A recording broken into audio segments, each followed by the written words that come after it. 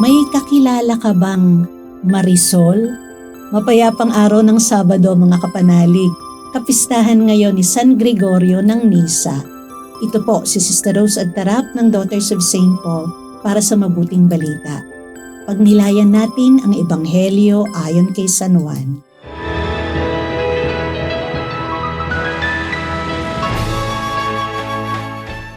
Pumunta si Jesus at ang kanyang mga alagad sa lupain ng Judea at doon siya tumigil kasama nila at nagbibinyag.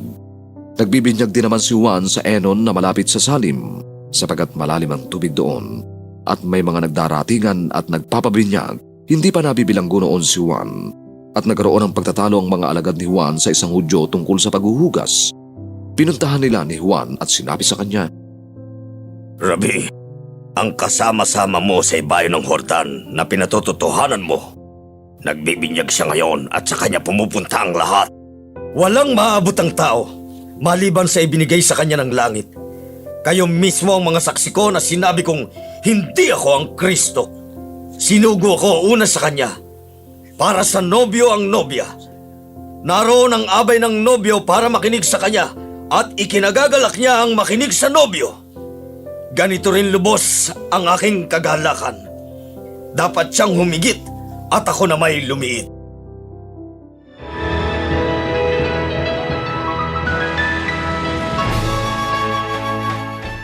Peacemaker ka ba o Marisol? Yung taga-sulsol upang pag-awayin ang dalawang tao. Maraming Marisol sa Pilipinas. Katunayan, naka-move on na ang mga idol nila, pero yung mga supporters, nagbabangayan pa. Kung sa bagay, malaki ang kinikita nila sa social media engagement.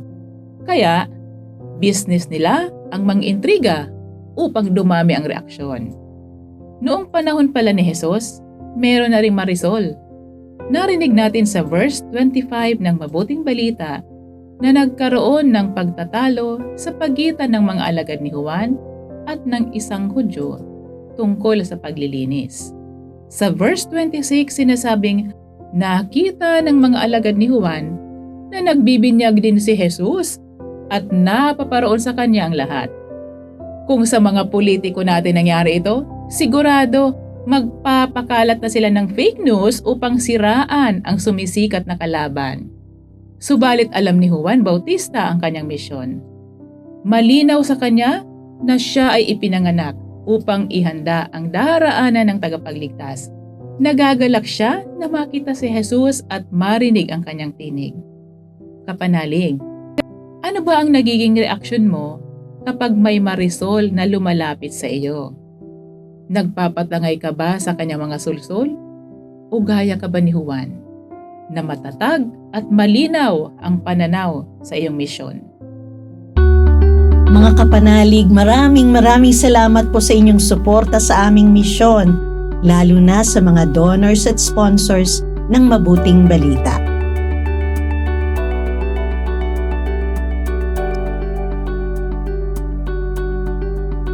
Subscribe, like, share, and follow po lines sa aming social media accounts.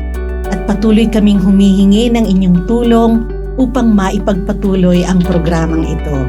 Maaari po ninyong ipadala ang inyong love offerings at donasyon sa aming donations channels. Makakaasa kayo na kasamang lagi ang inyong mga intensyon at kahilingan sa aming panalangin araw-araw. Ito pong muli si Sister Rose na nag-aanyaya sa inyong manalangin. Banal na sanggol, pinawi mo ang kadiliman sa sanlibutan noong dumating ang iyong liwanag sa aming buhay. Pasinagin mo sa amin ang iyong paglingap upang makapamuhay kami bilang mga kapatid mo, ngayon at kailanman. Amen. We are here to provide a new way of communicating and proclaiming the gospel.